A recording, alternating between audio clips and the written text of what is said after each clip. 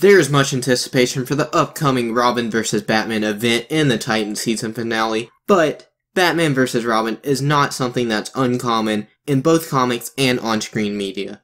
Just so this video doesn't go for an hour, I'm just going to touch on the most prominent Batman vs. Robin events that occurred on-screen, whether they were live-action, animation, in games, in movies, on TV, whatever the case. So here are some of the most prominent Batman vs. Robin events we have had over the years that occurred on screen. Now believe it or not, there was an occurrence of Batman vs. Robin in 1966 Batman. Yes, you saw Adam West's Batman versus Burt Ward's Robin.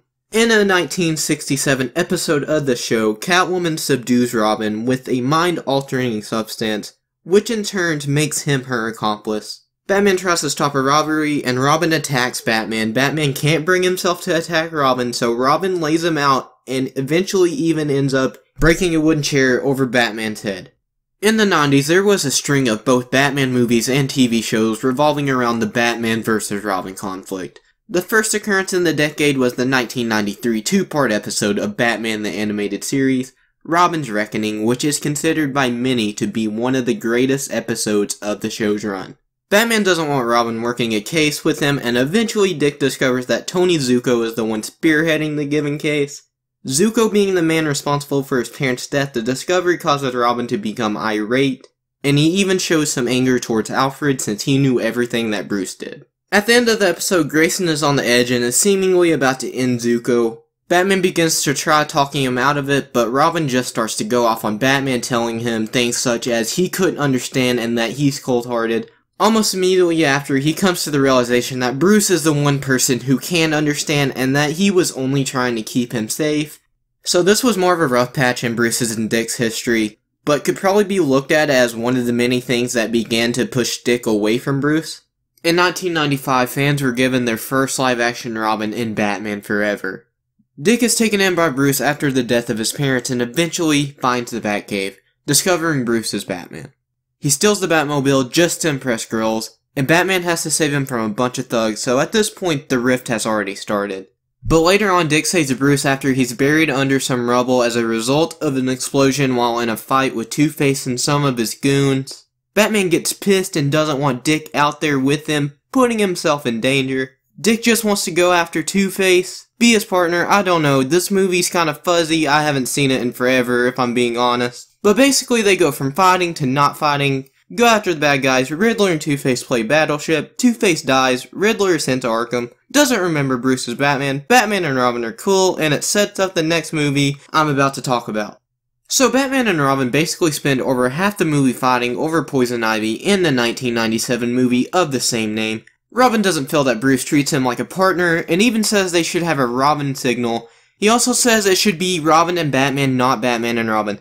That makes literally no sense because Batman was first and it's literally the same title. The names are just in an inverse order. People can address you as Robin and Batman if they want to. It doesn't matter. Okay, instead of ranting about all the fighting between the two title characters that goes on in this movie, I'll just let this clip do the talking. Stop! Don't kiss her. The victim at the airport. Toxins introduced through the mouth. What are you talking about? Why do you think she's so desperate to kiss us? I'm betting her lips are poisoned. Poison kiss? You got some real issues with women, you know that? You just couldn't stand it she was gonna kiss me and not you. Couldn't stand it something was gonna be mine and not yours, could you? The last instance of Batman vs. Robin we got in the 90s was in the new Batman Adventures, which was basically Batman the Animated Series with a new animation style and a new Robin. Tim Drake took on the mantle of Robin after Dick previously left Batman's side to take on the mantle of Nightwing and become the protector of Bloodhaven. There were two instances where Batman and Robin had their differences in the show, one of which is distinctly more memorable. The first was in the episode Never Fear, where the Scarecrow has concocted a new toxin that makes people have no fear. Bruce Wayne eventually gets this toxin in his system, and as you imagine, a Batman with no fear is very scary. Once Tim sees Batman isn't even afraid to kill, he takes matters into his own hands, catching Bruce off guard with bolas. So Batman is on the ground tied up, and Tim is off to fight the Scarecrow alone. Batman, of course, eventually gets out and helps Tim with Scarecrow, at which point the toxin has worn off. Another episode of the show, Old Wounds, more famously depicts the Batman vs. Robin concept. The episode showcases the reason behind Dick leaving Batman and ditching the Robin persona. The flashback is told through a conversation Dick is having with Tim. Dick tells him that the tension between he and Bruce had been building for years, but things really began to get bad once he graduated college. One night he and Batman are trying to get information about one of the Joker's operations. They chase one of the men who is working for him to his home and they see he's married and has a son. This doesn't stop Batman from interrogating him, and seeing the fear not only in the goon's eyes, but in his family's pushes Dick to try and stop Bruce. He tells Batman not here, not in front of his family. Bruce continues despite this, and this leads Robin to leave. Later on in the episode, Batman and Batgirl are facing Joker and his goons. Batgirl eventually gets knocked off a building, but Dick is thankfully there to save her.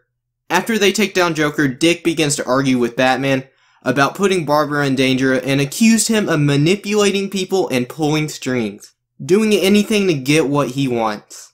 He proceeds to leave, but Batman tells him to wait. Then Dick turns around, punches Bruce in the face, knocking him to the ground. He then takes his mask and cape off, leaving them behind as he flees the scene. The next Batman-Robin confrontation wouldn't come until over 8 years later in November 2006. In an episode of The Batman which began in 2004, the civilians of Gotham are infected by Hugo Strange with a virus which turns them all into zombies. Robin is too eventually infected, so Batman must fight him off throughout the episode in order to retrieve the antidote.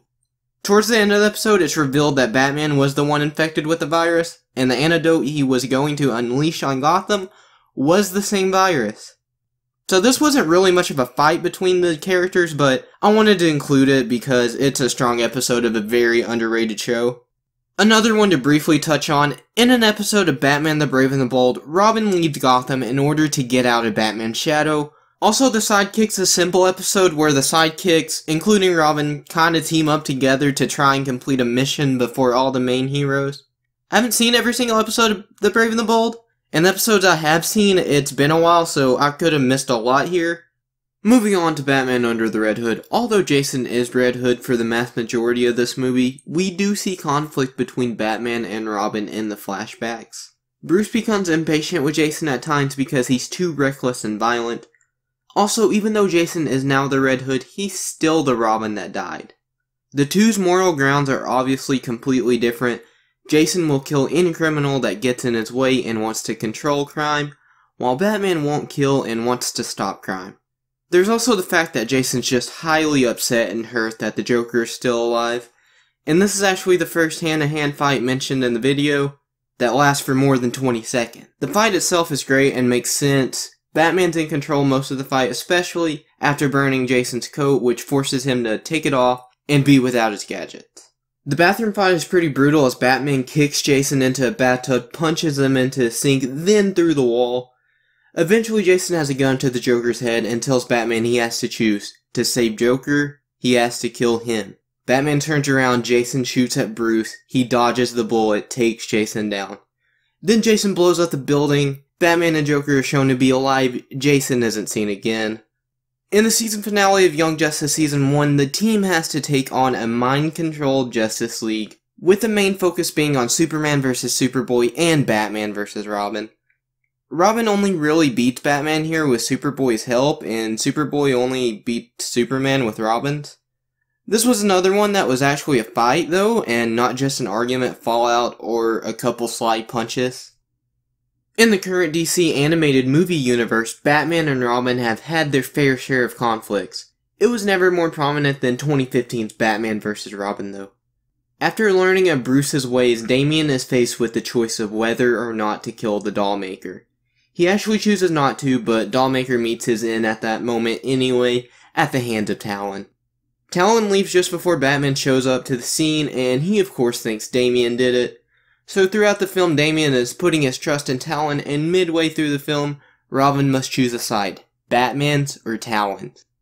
Damian lets Talon go, Batman asks what he's doing, they have to go after him.